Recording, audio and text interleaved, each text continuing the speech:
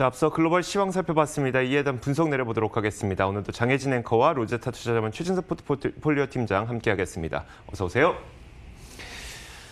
먼저 팀장님, 코로나가 정말 쉽사리 넘어가지 않을 모양입니다. 이번에는 또 코로나가 대형 악재로 부각되면서 미국 증시가 급락했는데 평가 한번 해주시죠. 네, 사실은 그간에 미국과 유럽에서 코로나19 재확산이 나타난 지는 그렇게 오래된 일이 최근에 일어난 일이 아니고 꽤 오래된 일입니다. 그럼에도 불구하고 시장이 이 이슈에 대해서 그대로 좀 흡수를 하고 좀 지탱됐던 이유 중에 하나는 결국은 전면적인 경제 락다운은 없을 것이다. 그리고 두 번째로 코로나19 백신 출시가 임박했다라는 그 두 가지 이유가 되겠습니다. 하지만은 물론 이게 경제 전체를 셧다운하는 그런 조치까지는 아니지만은 독일과 프랑스에서 락다운 조치가 결국에는 발표가 되자 시장에 좀 지탱을 해주던 힘이 좀 붕괴가 됐던 것 같고요. 그러면서 유럽 증시부터 분위기가 굉장히 좀 암울했고 이 같은 분위기가 미국 증시까지도 그대로 좀 이어진 것 같습니다. 미국 내에서도 지금 36개 주에서 입원율이 전주 대비 최소 5% 증가했다라는 그런 소식이 들려오고 있습니다. 즉 미국에서도 입원율이라든지 치사율 같은 경우에는 그렇게 크게 오르지는 않을 것이다라는 좀 안도하는 그런 심리에 또 타격을 주는 그런 소식이 아닐까라는 생각이 듭니다. 결국은 백신 임상 결과는 이 11월 정도가 돼야지 나올 예정이고 그리고 재정 부양이라는 이런 코로나19와 경제 타격 간의 브릿지 역할을 해줄 만한 그런 재료가 부재한 그런 상황에서 대선 결과와 관련한 불확실성까지 겹겹 악재가 좀 겹쳤던 좀 하루지 않았나라고 생각이 드네요. 자, 이어서 상품 선물 시장도 살펴보겠습니다. 국제 유가가 지난 밤 사이에 5% 넘게 급락했습니다. 독일과 프랑스에서 전국적인 락다운에 돌입한다고 밝혔죠. 이런 것이 당연히 악재로 작용을 했는데 여기에다가 지난 밤 사이에 발표됐었던 에너지정보청의 주간 원유 재고도 432만 배럴이나 증가했다고 합니다. 원유 수요가 크지 않은 상태에서 락다운까지 돌입하게 되자 이 공급 과잉에 대한 우려는 더 커진 건데요. 이 때문에 WTI 가격은 지난 밤 사이에 거의 6%가량 떨어지기도 했습니다. 선물 시장에서는 5.59% 내려서 37.36에 마쳤습니다. 자, 이어서 금값도 한번 살펴보도록 하겠습니다. 부양책이 안 나오고 있고 이제 부양책은 빨라야 11월 하순이나 아니면 12월 초순 정도가 돼야지 나올 수가 있습니다. 그러다 보니까 그때까지는 금을 들고 있어봐야 소용이 없다. 현금을 들고 있는 것이 내가 실생활을 하는데 더 필요하다라는 수요가 많겠죠. 이런 것들이 달러 강세를 만들었고요. 달러 강세는 반대로 이제 금값의 하락으로 이어졌습니다. 금값은 그래서 지난 밤 사이에 1.79% 하락하면서 1,900달러가 붕괴됐습니다. 1,877.7달러에 마감이 됐습니다. 자, 이어서 10년물 국채금리도 한번 보도록 하겠습니다. 자, 10년물 국채금리는 팬데믹 악화의 여파로 4일 연속 하락하고 있고요. 지난 밤 사이에도 소폭 하락하면서 0.772%를 기록했습니다. 자, 마지막으로 달러 인덱스 확인하도록 하겠습니다. 앞서 말씀드렸던 것처럼 금을 들고 있는 것보다 지금은 달러라는 현금을 들고 있는 것이 미국인들에게 훨씬 더 유리한 상황이죠. 그러다 보니까 달러에 대한 수요가 높아졌고요. 이 때문에 달러 인덱스는 0.56% 올랐습니다. 93.46을 기록했습니다. 자, 이렇게 상품 선물 시장 살펴봤습니다. 글로벌 외신 확인하도록 하겠습니다. 자, 첫 번째 소식부터 보죠, 팀장님.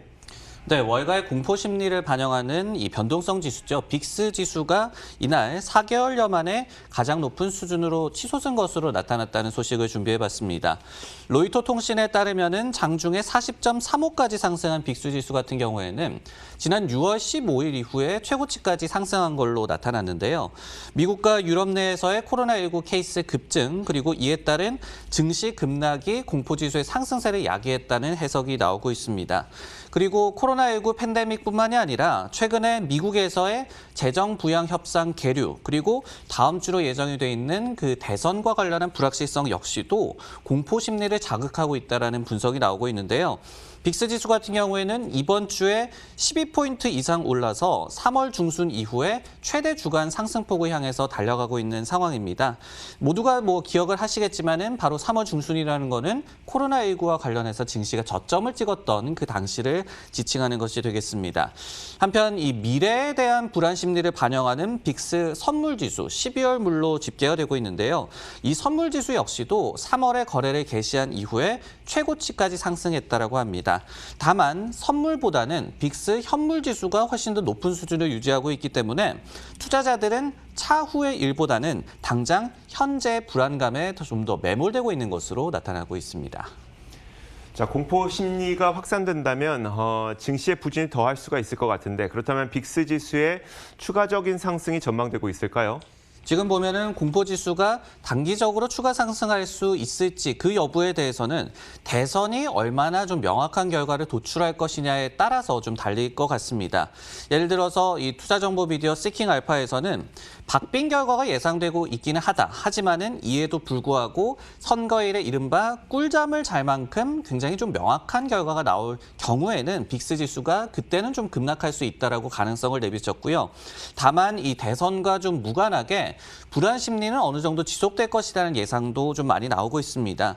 예를 들어서 티아뱅크라는 기관에서는 이 코로나19 백신이 범용될 수 있는 그 가능 시점까지는 코로나19가 재확산되고 그리고 락다운 조치가 나올 때마다 변동성 지수가 확대될 수 있다라고 얘기를 하면서 대선이 지나가도 변동성 장세가 사라지지 않을 수도 있다라는 경고 메시지를 남기기도 했습니다. 네, 과연 이번 대선이 코로나19와 겹쳐서일까요? 과거의 대선 때는 어땠을지 좀 궁금한데 과거 대선 때도 변동성이 그런 심한 장세가 나타났을까요? 사실은 이 과거에도 대선 전에는 이 변동성이 좀 확대되는 공포지수가 상승하는 패턴이 나타났었습니다. 물론 코로나19라든지 재정부양 잡음이라는 오랜만에 그런 이슈도 있지만은 역사적으로도 그런 데이터가 있다라는 점은 저희도 기억을 해야 될 것 같습니다. 지금 나오고 있는 그림이 웰스파고에서 1988년 이후에 대선 전후에 공포지수와 그리고 주가 추이 간의 그 상관관계를 나타낸 그래프인데요. 자주색으로 표현된 부분이 이제 빅스 지수가 되겠고 그리고 검은 선이 S&P 500 지수가 되겠습니다. 지금 보면은 중간에 대선일을 좀 이 경계로 두고 대선을 2달을 앞두고 좀 변동성 지수가 높은 수준을 좀 유지를 했다가 대선 직전에 특히 좀 치솟았던 바를 저희가 그래프를 통해서 알 수가 있습니다. 근데 이후에는 좀 변동성 지수도 안정화됐었고 그리고 증시도 상승세를 재개한 바가 있었거든요. 그렇기 때문에 오늘 단기 급락을 좀 바라보면서 시장 참여자들은 이와 같은 좀 역사적인 데이터가 다시 한번 좀 되풀이되기를 바라고 있는 것 같습니다. 네, 다음 뉴스는 이주혜 앵커의 픽입니다. 내용 확인해 보겠습니다. 유럽 지역에서 코로나19가 급격하게 확산되면서 독일과 프랑스가 전국적인 락다운에 돌입했습니다. 자, 일단 독일은 확산을 막기 위해서 한 달 일정으로 락다운에 돌입하기로 했는데 독일 메르켈 총리는 주지사들과의 화상회의를 통해서 부분적인 락다운에 들어가기로 결정을 했습니다. 기간은 일단 11월 2일부터 30일까지고요. 술집이라든지 레스토랑, 극장이나 스포츠 경기장 이런 곳들의 이 전면적인 폐쇄를 하기로 결정을 했습니다. 다만 학교라든지 회사 아니면 가게나 상점 이런 곳들은 폐쇄하지 않기로 했는데 새로운 조치는 또 이제 프랑스에서도 나왔습니다. 새로운 락다운 조치에 들어가기로 했고 프랑스는 일자가 약간은 다릅니다. 이번 주 금요일부터 한 달간의 일정으로 락다운에 들어가기로 했고요. 다만 1차 락다운과는 다르게 이번 새로운 조치는 기업 활동에 주는 영향을 최소화하는 방향으로 진행이 될 거라고 합니다. 그래서 이제 학교라든지 회사 이런 곳들은 계속 열어둔다는 것이죠. 자, 미국 일부 주에서도 소규모 조치가 취해지고 있는데 시카고는 이번 주 금요일부터 실내 레스토랑에서의 식사라든지 아니면 바에서의 술 마시는 거 이런 것들을 전면적으로 제한 조치를 취한다고 밝혔습니다. 전면 폐쇄는 아니고요. 매장 면적의 25% 이하만 사람이 들어오게끔 하거나 아니면 25명 이하만 사람이 들어오게끔 하는 그런 방향으로 진행을 할 예정인데 팀장님 그렇다면 이제 이번엔 전면적인 제한 조치는 취하고 있지 않은 모습으로 보이거든요. 그렇다면 시장의 하방 압력도 좀 제한적일 수 있을까요? 근데 이렇게 경제에 대해서 전면적인 셧다운이 아니지만은 시장에서 느끼는 불안감은 좀 상당한 것 같습니다. 그 이유 중에 하나가 앞으로 락다운 수위가 더 높아질 가능성을 좀 염두를 하고 있는 것 같은데요. 예를 들어서 이번에 이 전면적인 거는 아니지만은 그래도 강도 높은 락다운 조치를 발표한 프랑스 같은 경우에는 이달 중순부터 야간 통행 금지 조치를 발동을 했었습니다. 근데 이게 효과가 미미해서 이번에 좀 강화를 하는 것이죠. 그러다 보니까 앞으로 더욱더 좀 수위가 높아지지 않을까라는 걱정이 있는 것 같고요. 유럽 같은 경우에는 특히 여름철에 코로나19 확산 방지에 거의 좀 실패를 했습니다. 그러다 보니까 이제 기온도 떨어지고 실내 활동도 더 많아지는 이런 겨울에 다가올수록 더욱더 확산이 걷잡을 수 없는 정도까지 좀 치솟고 있는 그런 상황인데요.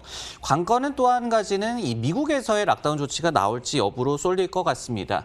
일단은 트럼프 행정부의 의중도 그렇고 그리고 예상 같은 경우에는 전면적인 락다운이 없을 것이다라고 좀 점쳐지고는 있지만은 일부 주에서 이 락다운 조치가 좀 나올 경우에 시장이 또 느끼는 체감 불안감은 더 커질 수 있는 가능성도 저희가 생각해야 될 것 같습니다. 자, 마지막으로 장혜진 앵커가 꼽은 외신도 살펴보도록 하겠습니다. 올 초부터 코로나19의 영향으로 전 세계 모든 국가들이 경제적으로 상당한 위기를 겪고 있죠. 다행히 각국 정부에서 경제 위기 극복을 위한 부양책을 제시를 하면서 사람들은 이 도움으로 조금이나마 좀 버텨낼 수 있었습니다. 하지만 이 미국에서도 정부 부양책, 파산 유예 등으로 이 개인 파산이 치솟을 뻔했지만 이 올해 다소 보류가 됐었는데 부양책 종료 시기는 임박해 오고 있는 가운데 합의가 이루어지지 않아서 이를 통해서 자금을 지원받을 수 있을지 이 여부가 불확실해진 이런 상태라서 개인 파산이 앞으로 더 늘어날 수 있다라는 전망이 나왔습니다. 이에 따라서 전문가들은 이 코로나 기간에 잠시나마 잠잠했던 개인 파산 신청이 향후에 급격하게 늘어날 것으로 예측을 하고 있는데 이 미국 법원 행정처에 따르면 올해에는 부양책 등의 힘을 받아서 개인 파산 신청이 56만 건 정도로 예상되고 있고요. 반면에 내년에는 미뤄졌던 파산 신청이 쏟아져 나오면서 100만 건을 웃돌 것으로 예측되고 있습니다. 이들은 개인 파산 신청은 유동성이 있냐 없냐에 따라서 분명하게 나뉜다면서 오직 새로운 경기 부양책만이 이를 해결해 줄 수 있을 것이다라고 강조했는데요. 또한 집세를 내지 못하는 세입자들도 점차 늘어나고 있다고 합니다. 이 무디스 애널리틱스는 추가 경기 부양책이 앞으로 나와주지 않는다면 연말까지 이 수치는 700억 달러, 우리 돈으로는 79조 원에 달할 것으로 분석하고 있고요. 이렇게 된다면 1,280만 명에 달하는 미국인들이 이 평균 5,400달러의 집세를 연체하게 되는 것으로 나타나고 있습니다.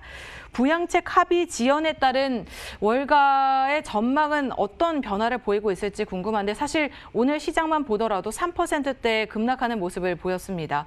상당히 좋지 않은 쪽으로 예상을 하고 있겠죠.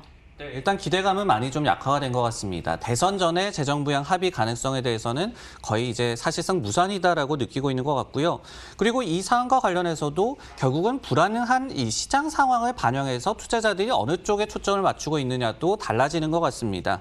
어떤 얘기냐면은 현재 심리 같은 경우에는 바이든이 당선이 돼서 대선 후에 대규모 부양이 기대된다. 이쪽으로 쏠리는 것이 아니라 트럼프가 낙선할 경우에 레임덕 기간에 과연 부양 합의를 할 만한 동인이 있을 것이냐. 결국은 내년까지 아무것도 없을 것이다라는 쪽으로 좀 불안한 심리 쪽으로 투자자들의 관심도 좀 쏠리고 있는 것 같은데요. 앞서서 JP모건 같은 경우에는 경기 부양책 효과가 축소되면서 이미 4분기에 글로벌 경기 회복세가 둔화할 수 있을 것이다라는 경고를 한 바가 있습니다. 그렇기 때문에 일단 단기적으로는 경제와 증시 모두 좀 상황이 좋지 않다라고 정리드릴 수가 있겠네요. 자, 이렇게 글로벌 이슈 살펴봤습니다. 종목 뉴스 확인하도록 하겠습니다.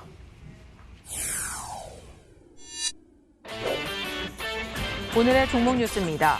미국 법원이 반독점 당국 소송에서 또 한 번 퀄컴에 손을 들어줬습니다. UPS의 온라인 쇼핑 증가로 이익이 12%가량 증가했음에도 불구하고 이날 8% 급락하는 모습을 보였습니다. GM의 슈퍼크루즈가 소비자 평가에서 테슬라 오토파일럿을 제치고 압도적인 1위를 달성했습니다.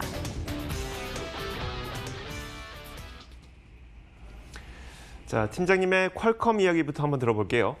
네, 법원이 퀄컴이 독점금지법을 위반했다라는 미국 반독점 당국의 소송전에서 또다시 퀄컴의 손을 들어줬다라는 소식을 준비해봤습니다.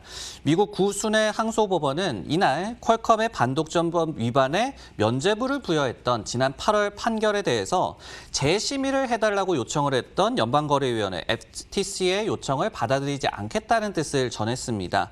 요청 기각 이유에 대해서는 구체적인 설명을 달지는 않았는데요. 지난 9월 FTC는 한 달여 전에 법원이 이 퀄컴의 반독점법 위반 판결, 그러니까 1심 판결이 되겠죠. 이를 좀 뒤집으면서 면죄부를 내렸던 데 대해서 전원 합의체 심리를 재요청한 바가 있습니다. 퀄컴과 FTC 측에서는 일단은 이번 항소법원의 결정에 대해서 별다른 특별한 반응을 나타내지는 않았습니다. 일단 퀄컴에게는 호재가 맞긴 한데 더 정확한 판단을 내리기 위해서는 과연 히스토리가 과연 어떤 일들이 있었는지를 알아봐야 될 것 같거든요. 네, 지난 2017년으로 좀 거슬러 올라갈 필요가 있을 것 같습니다. 그해 1월에 FTC가 퀄컴이 통신 칩을 판매하기 전에 스마트폰 제조업체들과의 특허권 사용 계약을 체결해온 관행, 그러니까 No License, No Chips. 라이선스 계약을 하기 전에는 우리가 칩을 공급할 수 없다라고 그런 계약 조건을 달았던 그 관행이 시장 경쟁을 저해하고 그리고 소비자들에게도 해를 가한다면서 소송을 제기한 바가 있습니다. 그리고 2019년 5월에 1심에서는 FTC가 승소를 했습니다. 하지만 올해 8월에 항소법원에서 이게 반독점 위반에 해당되지 않는다고 얘기를 하면서 퀄컴에 면죄부를 부여해 줬어요. 근데 이제 그 이후에 9월에 이 항소심에 불복한 FTC가 전원합의체 심리를 좀 요청한 것인데 이번에 이제 거부됐다라고 이해를 하시면 될 것 같습니다. 과거에 애플과 삼성과의 이 특허 소송전에서는 이런 재심의 요청이 받아들여졌고 판결이 뒤집혔던 전례가 있었기 때문에 FTC 측에서도 좀 기대를 걸었었는데 일단은 다시 한번 퀄컴의 손을 들어준 셈이 됐습니다. 네, 증시 전반에 대한 조정과 함께 퀄컴도 이날 부진한 모습을 보였습니다. 하지만 최근의 주가 흐름은 좀 양호한 모습을 보였는데요. 최근 상황은 어떨까요? 네, 퀄컴의 주가 흐름에 대해서 관건은 한 두 가지 정도로 꼽아볼 수가 있을 것 같습니다. 첫 번째로 5G 상용화 가속화에 따른 자신들의 칩에 대한 수요 증대, 그리고 두 번째로 안정적인 라이선스 수입이 좀 확보되는 것이 되겠죠. 전자 같은 경우에는 일단은 팬데믹 완화에 따라서 스마트폰 수요 증대가 기대되면서 최근의 상황이 좋았었습니다. 물론 더 최근 같은 경우에는 팬데믹이 더욱더 좀 거세진 상황이 나오고 있기는 하지만요. 그리고 후자 같은 경우에는 화웨이와 퀄컴이 최근에 라이선스 계약을 체결을 했고 이 같은 소송전에서도 승소를 하면서 일단은 최근의 상황이 나쁘지는 않다라고 정리를 해드릴 수가 있겠습니다. 여기에 한 가지 더해서 애플이 최근에 이 발표를 한 아이폰 12와 관련해서 수혜주라는 또 이 콜도 많이 나오고 있어요. 예를 들어서 JP모건에서는 애플의 아이폰 12 이벤트 직후에 아이폰 12의 전부 이 초고주파 5G 그런 이 주파수가 되겠죠. mmWave를 탑재한 것이 퀄컴의 굉장한 좀 호재라고 분석한 바가 있겠고 그리고 뱅크 오브 아메리카 역시도 비슷한 시기에 비슷한 이유로 퀄컴에 대한 목표 주가를 145달러에서 165달러로 상향 조정한 전례가 있습니다. 네, 다음 종목 뉴스는 이조 앵커의 픽입니다. 내용 확인해 보겠습니다. 자, 글로벌 배송업체 UPS가 어제 실적을 발표했습니다. 이 실적이 상당히 좋았는데 그럼에도 불구하고 주가는 8%나 하락했는데요. 특히 UPS 같은 글로벌 배송업체의 경우에는 코로나 팬데믹으로 인해서 온라인 쇼핑이 늘어나면서 수혜를 입을 것으로 인식되던 기업 가운데 하나였습니다. 그럼에도 불구하고 주가가 하락했던 그 이유에 대해서 약간의 의외한 점이 있어서 구체적인 내용을 한번 확인해 보도록 하겠습니다. 자, 먼저 실적부터 보면요. UPS의 일일 배송량이 13.8%나 크게 늘어났습니다. 그만큼 많은 사람들이 온라인 쇼핑을 하면서 배송을 많이 했다는 얘기겠죠. 그리고 작년 같은 기간에 비해서 매출은 15.9%나 늘어났고요. 그리고 EPS 주당 순이익도 2.24달러를 기록해서 작년 같은 기간에 비해서 12% 늘었습니다. 좋은 실적을 발표한 것이 확인됐고 또 코로나 팬데믹으로 온라인 쇼핑이 급증했다는 사실을 증명했음에도 불구하고 주가는 8% 하락했다는 건데 그 이유는 바로 이겁니다. 미국 내의 마진율이 크게 떨어졌기 때문인데 이 마진율이 거의 한 8.8% 정도나 하락했다고 합니다. 특히 이렇게 마진율이 떨어졌던 이유는 미국에 있는 많은 사람들에게 더 빠르게 배송을 하려다 보니까 이 빠른 배송을 위해서 들어가는 비용이 많았고요. 들어가는 비용이 많아서 마진율이 떨어졌다는 분석인데 그러다 보니까 수익성이 떨어져서 주가는 오히려 하락했다는 분석입니다.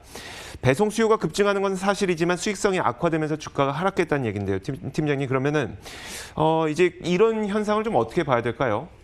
시장 반응만 놓고 본다라고 한다면은 온라인 쇼핑 확대에 따라서 이 택배 물류가 좀 수요가 확대됐을 것이라는 점은 모두가 이미 알고 있었다. 그러다 보니까 좀 더 실적을 엄격히 봤다라고 좀 해석을 해볼 수가 있을 것 같습니다.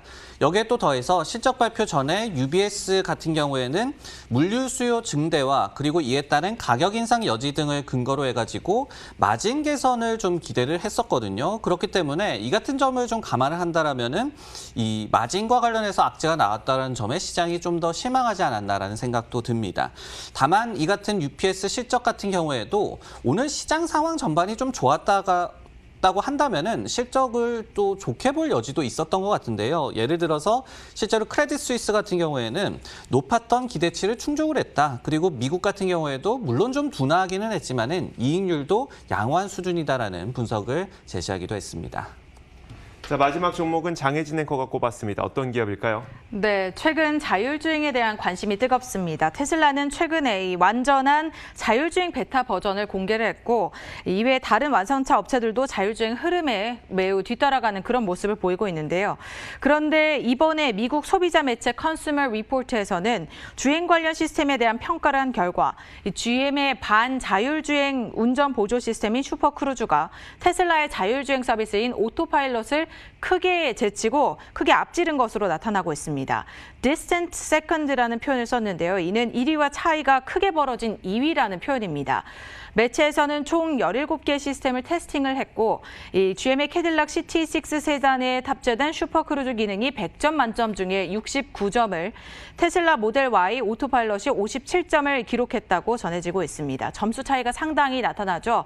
그 뒤로도 포드 자동차나 아우디가 뒤따른 것으로 알려지고 있는데 위 순위는 주행 보조 수행 능력이나 편의성, 안전성, 그리고 운전자 모니터링 등을 바탕으로 나온 결과고요.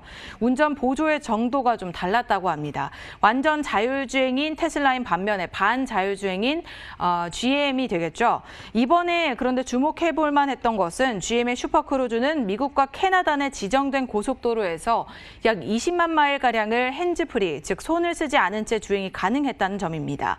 반면에 오토파일럿과 같은 이런 자율주행 기능들은 더 훌륭한 역량을 보이긴 했지만 운전자들이 계속해서 핸들을 만지면서 확인을 해야만 했다는 점이 좀 문제로 지적이 됐는데요. 이외에도 테슬라와 큰 차이를 보였던 부분은 운전대에 부착된 적외선 카메라였습니다. 이는 운전자의 머리를 감지해서 운전자가 전방을 계속해서 주시할 수 있게 해줬다는 점인데 안전을 위한 조처로 알려져 있습니다. 또 GM에 대해서도 아쉬운 부분이 알려졌는데요. 이 기능을 미리 설계가 된 구역이죠. 고속도로에서만 주행이 가능하다는 점이 아쉬운 점으로 좀 남았다고 합니다. GM의 슈퍼크루즈가 1위를 기록한 건 사실 이번이 처음은 아닌데요. 앞으로 GM과 테슬라의 경쟁이 더욱더 치열할 것으로 예상되고 있습니다. 자율주행하면 단연 떠올랐던 것은 테슬라인데 이 정도면 좀 판도가 바뀔 수도 있겠다라고 예측해 볼 수 있을까요? 네, 분명히 좀 테슬라를 위협하고 있는 것 같습니다. 일단은 테슬라와의 전기차 경쟁부터 좀 말씀을 드리자면요. 최근에 GM의 험머 전기차가 이 일부 모델은 사전 예약이 완판됐다라는 그런 소식이 전해졌습니다. 그만큼 좀 수요가 폭발적으로 나타나면서 테슬라를 좀 위협하고 있고요. 그러면서 이제 모건 스탠리 같은 경우에는 최근에 당사의 전기차 수혜주 리스트에 GM을 신규 편입하기도 했습니다. 여기에 또 더해서 테슬라가 최근에 이 출시를 한 완전 자율주행 FSD 베타 서비스 역시도 다소 좀 실망스럽다는 반응이 나오고 있어요. 사측에서는 이를 좀 신중하게 활용을 해야 한다. 그리고 운전자가 운전대에 손을 올리고 도로 상황도 면밀히 살펴야 한다라는 그런 노트를 제시를 했습니다. 그러다 보니까 이것이 자율주행에서 한 3단계 정도에 불과하다. 여전히 운전자의 개입이 필요한 상태라는 그런 해석들이 좀 많이 나오고 있습니다. 물론 이 기사 내용에서도 나왔듯이 GM의 자율주행 같은 경우에는 어떤 짜여진 각본대로 가는 경향이 있고 그리고 테슬라는 좀 스스로 학습하는 좀 능력이기 때문에 우월하다는 얘기도 많이 나오고는 있지만은 양방향에서 GM이 분명히 좀 테슬라를 위협하고 있는 것만은 맞는 것 같습니다. 자, 이렇게 지난밤 사이 나왔던 여러 가지 글로벌 이슈와 종목 뉴스 살펴봤습니다. 장혜진 앵커, 로제타 투자자문 최진석 포트폴리오 팀장 함께했습니다. 고맙습니다.